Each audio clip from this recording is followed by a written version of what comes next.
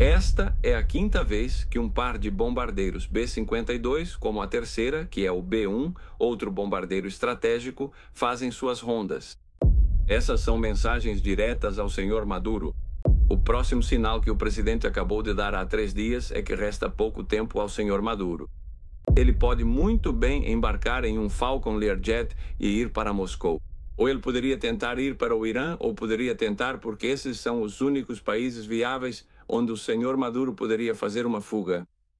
Hoje a notícia, digamos, foi sobre esses dois bombardeiros B-12 que se aproximaram das costas venezuelanas, tanto que li na informação que chegaram a apenas 128 quilômetros de uma importante base aérea. O que eles fazem? Você já viu pessoas infelizmente loucas que estão na estrada, correndo em uma estrada para ver quem desvia no último segundo, indo em direção a uma colisão frontal e ver quem desvia, quem é mais corajoso ou não? Bem, isso é feito pelos militares, os russos já fizeram isso, e os americanos com aviões em círculos. Mais um dia em que acordamos com a notícia de que o presidente Trump ainda não decidiu que tipo de ação tomar contra a Venezuela. Dânia, só entre nós não vamos contar para mais ninguém. Isso se chama guerra psicológica. Dois bombardeiros B-52 da Força Aérea dos Estados Unidos têm sobrevoado novamente águas internacionais no Caribe, aproximando-se das costas venezuelanas. Os aviões operam em padrões de voo visíveis na plataforma de rastreamento civil Flyradar. Lembremos que os B-52 são bombardeiros estratégicos de longo alcance, sendo um dos aviões mais icônicos da aviação militar. Desta vez, sobrevoaram a apenas 128 quilômetros da base aérea Libertador, localizada em Palo Negro, no estado de Aragua, na Venezuela. E em meio à crescente pressão militar dos Estados Unidos no Caribe e no Pacífico, o chefe do Comando Sul, almirante Alvin Halsey, visitou o navio de assalto anfíbio USS Iwo Jima para supervisionar as operações contra o narcotráfico. A inspeção ocorre justamente algumas semanas depois de ele anunciar sua aposentadoria, que será no final de 2025. Mas também há momentos em que Washington pressiona e intimida o regime de Nicolás Maduro. E nesse cenário que mantém a atenção não só dos venezuelanos, Washington move outra peça, o USS Gettysburg, que nas últimas horas zarpou de Porto Rico. O cruzador de mísseis guiados partiu recentemente do porto de San Juan como parte de uma importante operação estratégica cuidadosamente planejada que fortalece ainda mais a presença dos Iowa na região do Caribe. O navio, com mais de 500 tripulantes a bordo, participará da missão, que inclui patrulhas, cooperação com aliados regionais e exercícios conjuntos. Segundo a Marinha do Cimero, o objetivo do destacamento é garantir a estabilidade e dissuadir ameaças. O comandante do Comando Sul dos Estados Unidos, almirante Alvin Ross, está na Guiana, ou seja, ele deu continuidade a essas visitas e foi à Guiana para se encontrar com oficiais militares de alta patente e autoridades do país. O objetivo do encontro é fortalecer a aliança histórica de defesa entre os dois governos e reafirmar o apoio de Washington à integridade territorial da Guiana. Lembrem-se de que há uma disputa não resolvida entre a Guiana e a Venezuela. Para falar sobre o nosso cenário no Caribe, para falar sobre o que foi notícia hoje, quero dar as boas-vindas ao nosso primeiro convidado. É Octávio Pérez, coronel aposentado da Marinha dos Estados Unidos. Ele foi oficial de inteligência. Coronel Pérez, seja bem-vindo. Obrigado por estar conosco hoje. Obrigado pelo convite, Dânia. Gostaria de começar, acho que é a nossa primeira conversa, com a sua opinião em relação a esses últimos movimentos realizados pela administração do presidente Trump nesse tabuleiro estratégico que parece ter se estabelecido no Caribe. Pense que isso é um cronograma em que uma peça vai sendo colocada sobre a outra. A primeira coisa que foi feita no mês de fevereiro foi listar inúmeras organizações que foram classificadas como transnacionais, entre elas o Trem de Aragua e o Cartel de Los Soles, além de outras 6 ou 7 que existem no México e mais 2 ou 3. Em seguida vem outra peça, que é colocar 50 milhões sobre a cabeça do senhor Maduro, que não é considerado presidente e se reitera o fato de que não é o presidente legítimo da Venezuela. E continua assim quando chegam os 3 primeiros couraçados, já são 7.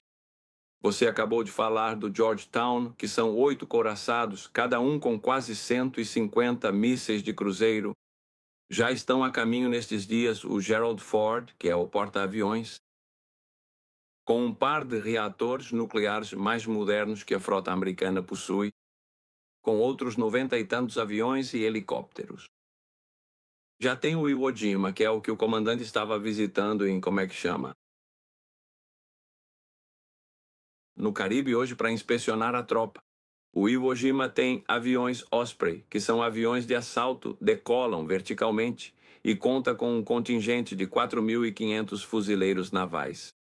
Em outras palavras, você está montando o quebra-cabeça e cada vez que você coloca mais peças no tabuleiro, vai enxergando melhor do que se trata o quebra-cabeça, se é uma paisagem ou uma maquete de alguma coisa de frutas. E o que acontece? Quando você já tem 14, 16% de toda a força de ataque da Marinha dos Estados Unidos no Caribe, isso precisa estar te enviando sinais.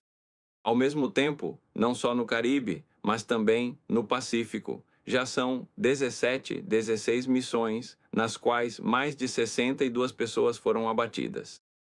De algumas pessoas que os chamam de pescadores. Eu gostaria de ter um barquinho desses, de fibra, com 5 motores ou 4 motores de 250 cavalos de potência, que custa $500.000. E nem sequer há um anzol no barco, mas ainda assim tem gente que os chama de pescadores. E quando você assiste aos vídeos e começa a perceber que as pessoas precisam entender que há interceptações de comunicações que mostram que estão saindo. Quando um submarino é detectado a 1.000 quilômetros da costa de Lisboa, em Portugal, e quem estava dentro do submarino? Um venezuelano, 2 equatorianos e um colombiano. O que prova que realmente tem sido uma força transnacional, ao posicionar 14% da sua força militar nas costas. Você acabou de falar do B-52. Esta é a quinta vez que um par de bombardeiros B-52, como a terceira, que é o B-1, outro bombardeiro estratégico, fazem suas rondas. Isso é o que se chama de manobras de treinamento e de ir para a área de operações. Essas são mensagens diretas ao senhor Maduro. Os Estados Unidos não têm nenhuma intenção neste momento de entrar com fuzileiros navais e fazer uma guerra na Venezuela, mas sim está se falando, além das embarcações que já fizeram isso, que elas tenham que mudar a rota. Veja o que aconteceu quando as primeiras 8 ou 6 embarcações no Caribe foram destruídas, que de repente estamos vendo movimentos laterais por terra em direção ao Equador. E também estamos vendo mais barcos e submarinos. 70% das drogas que chegam aos Estados Unidos vêm pelo Pacífico, muitas delas em submarinos que partem da Colômbia e do Equador. Então, quando se fala da operação, ela afeta o dinheiro do Cartel dos Sóis, o Trem de Aragua. E esse é o objetivo principal. Objetivo número 2. Se por acaso alguém conseguir entrar, procure, encontre um indivíduo do Cartel dos Sóis, seja o Sr. Maduro, seja o Sr. Diosdado Cabello, seja o Sr. Padrino, pois será muito bem-vindo. Com um macacão, o que chamam de macacão, ou seja, com um desses uniformes laranjas no Tribunal do Distrito 11 em Nova York, ficam muito bonitos, acusados por crimes de narcotráfico, que têm seus delitos. Então há uma postura militar muito evidente, já estamos indo para 2 meses, isso é outro sinal. Na primeira administração, o presidente Trump também mandou fazer uma demonstração militar, mas em 3 semanas acabou. Quando você vê que isso dura 2 meses, 3 meses, 4 meses, o cerco vai se fechando para o senhor Maduro. Quando você vê que houve uma interceptação de comunicações e por pouco o piloto de Maduro, em um de seus aviões, foi feito girar para um lugar diferente e depois percebeu um pouco tarde. Isso está te dizendo que há muitas operações acontecendo em conjunto. Então qualquer coisa é viável no tabuleiro. Isso é como ter 4 jogadas no xadrez que você pode executar porque todas as peças estão em posição. E é isso que está acontecendo agora, neste momento, vamos ver se acontece. Com tudo isso, o próximo sinal que o presidente acabou de dar há 3 dias é que resta pouco tempo ao senhor Maduro. Então ele está lhe dando uma porta aberta, ele pode muito bem embarcar em um Falcon Learjet e ir para Moscou. Ou viver com Bashar al-Assad, que está no 6º andar de um hotel de luxo em Moscou. Ou ele poderia tentar ir para o Irã, ou poderia tentar, porque esses são os únicos países viáveis onde o senhor Maduro poderia fazer uma fuga. A retificação da unidade de Trinidad e Tobago, que está permitindo abrigar o que chamam de port calls, visitas, de vários dos couraçados. Vimos como a França também enviou 2 navios de guerra para ajudar nessa troca na guerra contra o narcotráfico, porque também a ilha de Martinica e Guadalupe são vítimas da passagem de drogas para a Europa. E assim estamos vendo como a cada dia aparece mais uma peça no tabuleiro e como o quebra-cabeça está tomando mais forma. Sim. Agora, a notícia de hoje, por exemplo, que circulou, você fez uma descrição de tudo o que vem acontecendo. Hoje a notícia, digamos, foi sobre esses 2 bombardeiros B-12 que se aproximaram das costas venezuelanas, tanto que li na informação que chegaram a apenas 128 quilômetros de uma importante base aérea. O que eles fazem? Digamos, esses bombardeiros? Porque há quem sustente que eles buscam, ou há quem pense que buscam, uma resposta que lhes permita agir? Ou seja, algum desses incidentes pode acontecer quando há um cenário desse tipo? Bem, deixe-me te explicar algo em relação à milícia. Primeiro, eu estive estacionado na Coreia no ano de 80, e para aqueles que estiveram estacionados durante a Guerra Fria na Alemanha, há um estreito na Alemanha Oriental chamado Estreito de Fulda, o Fulda Gap. Os russos tinham o costume do que se chama na milícia de silêncio de escuta de rádio, que significa que, de repente, as unidades seguem uma disciplina em que ninguém fala pelo rádio. E então saem 4 ou 6 divisões da Polônia, da Tchecoslováquia, de várias regiões da Bielorrússia e se dirigem para a fronteira com a Alemanha Ocidental, e ao chegar à fronteira eles paravam. Qual era o propósito disso? Quando você dizia, aqui vem o ataque, porque estão chegando 24 mil, 30 mil homens em tanques que passaram 2 dias e meio avançando até a fronteira, o que isso faz é testar quanta disciplina o inimigo tem, quais radares são ativados, quais unidades são enviadas para suas posições de combate. Em outras palavras, isso é um jogo do que chamam de chicken, como dizem os americanos, para ver quem recua primeiro. Você já viu pessoas infelizmente loucas que estão na estrada, correndo em uma estrada para ver quem desvia no último segundo, indo em direção a uma colisão frontal e ver quem desvia, quem é mais corajoso ou não? Bem, isso é feito pelos militares, os russos já fizeram isso, e os americanos com aviões em círculos. No Ártico já houve invasões. No espaço aéreo da OTAN é isso que estamos ouvindo esses dias. Isso é muito comum entre as Forças Armadas, tentar ver a reação para detectar como seria, caso haja um ataque, caso seja necessário fazer algo, quais são os pontos-chave, como se comunicam, a quem se notifica. Tudo isso é um rastreamento, é como eu te ver caminhando pela rua e perceber que todos os dias você faz o mesmo caminho para na mesma cafeteria para tomar seu cafezinho antes de entrar no escritório. É isso que se faz com esse tipo de manobra. Agora, por outro lado, você mencionou o quebra-cabeça, o cenário vai se formando, o quebra-cabeça vai sendo montado. Evidentemente, ninguém tem uma bola de cristal nessa circunstância. Você mesmo aponta, é como ter tudo o que é necessário no cenário. Mas nesse quebra-cabeça ou nesse cenário, o que você percebe a partir da sua experiência? Bem, primeiro você está dando a um ditador narcotraficante um crime, oportunidades para aquele que o povo venezuelano já disse nas eleições que 70% votou contra ele, que está na hora de ir embora. E você pode ir embora tranquilamente, ninguém vai fazer nada com você, saia do país. Foi assim com Idi Amin Dada, foi assim com Papá Duvalier e Baby Doc Duvalier, que foram para as costas da França. Duvido muito que esse homem vá para as costas da França, mas como te disse, ele tem a Turquia, Erdogan também já lhe ofereceu uma vez, tem o Irã e tem a Rússia como opções para esse país. Ou seja, estou deixando a porta aberta para que você faça um mutis e saia, como se diz, pelo palco, exit left, saia pela porta direita do teatro. Número 2. Se você não fizer isso, vou continuar estrangulando os recursos do seu negócio que te mantém no poder. Quanto mais for se destruindo a arquitetura do narcoterrorismo, menos dinheiro haverá para repartir, menos dinheiro haverá para poder manter suas tropas de choque, toda a infraestrutura beligerante que está dentro do país suportando o que está acontecendo na Venezuela. Ao mesmo tempo, é uma infraestrutura que repercute no que está acontecendo na Colômbia, em todos os países. 7 milhões de venezuelanos deslocados, muitos deles que estão até mesmo invadidos por membros do Trem de Aragua em toda a América Central e do Sul. E essa desestabilização começa a romper o organograma quando não se pode continuar pagando para reter tudo isso.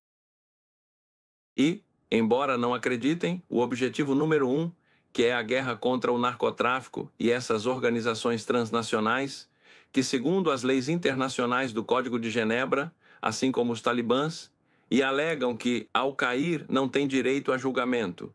Por isso, alguns dizem que essas são execuções transnacionais e extrajudiciais, pois esses indivíduos não têm respeito, não têm porque não estão lutando pela pátria de ninguém, não estão lutando por eles, mas sim pelo seu dinheiro e pelo seu negócio.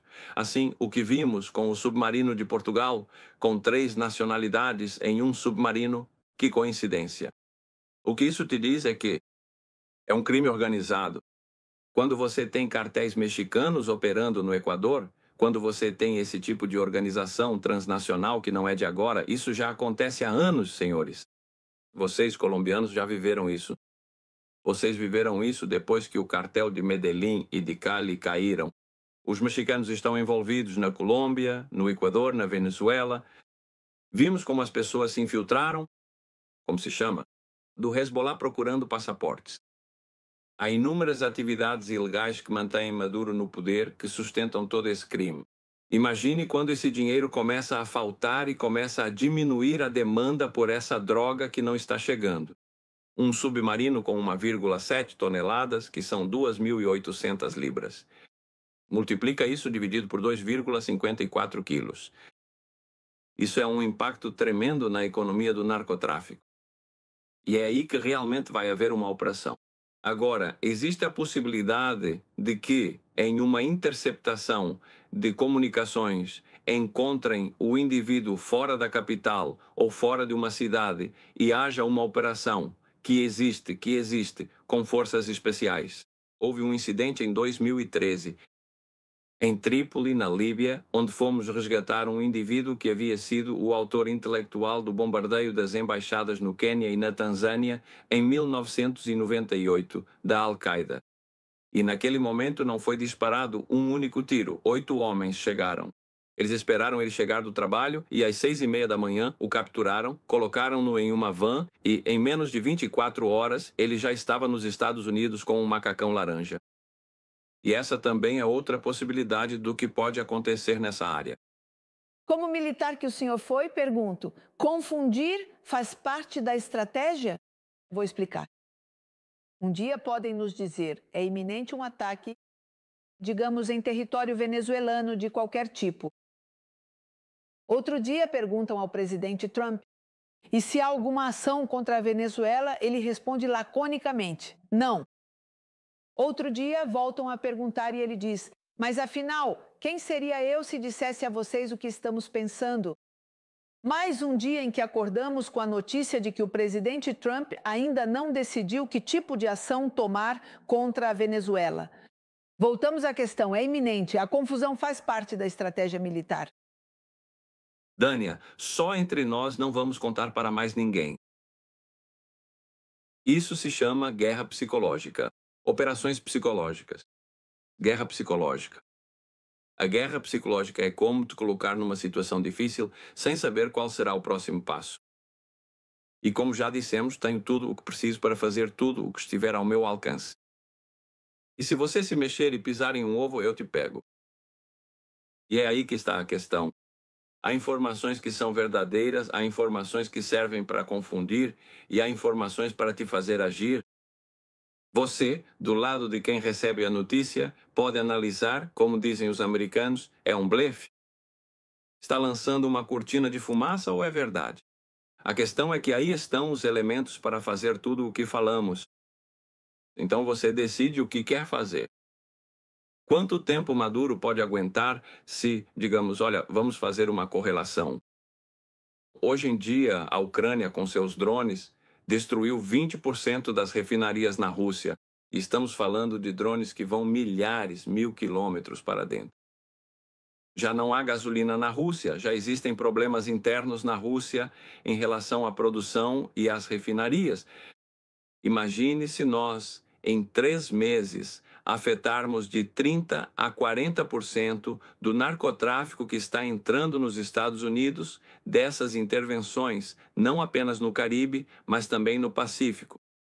Porque quem não entende isso, os Estados Unidos, colaborando com a Marinha de Guerra da Holanda, que é quem protege Aruba, Bonaire e Curaçao, tem estado por mais de 35 anos realizando essas operações, apreendendo uma grande quantidade de drogas sem disparar um tiro, em muitos casos. Ou seja, isso continua funcionando por conta própria também. E o que fizemos foi colocar tantos navios que agora eles são obrigados a buscar outras rotas. E é aí que estamos vendo as mudanças, os movimentos que estamos percebendo que estão acontecendo. Novamente para o Equador, o que estou te dizendo com tudo isso é que chegará um momento em que não será viável permanecer na Venezuela para o senhor Maduro e seus capangas que estão no negócio do narcotráfico.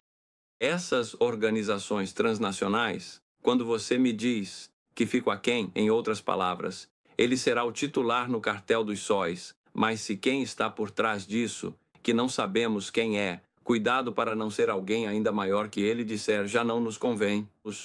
Essa pessoa também pode tomar uma atitude em relação ao senhor Maduro? Entendo perfeitamente. Coronel Pérez, muito obrigado pelo seu tempo. Foi um prazer tê-la no programa. Obrigado pela sua explicação. Obrigado a vocês pelo convite, como sempre.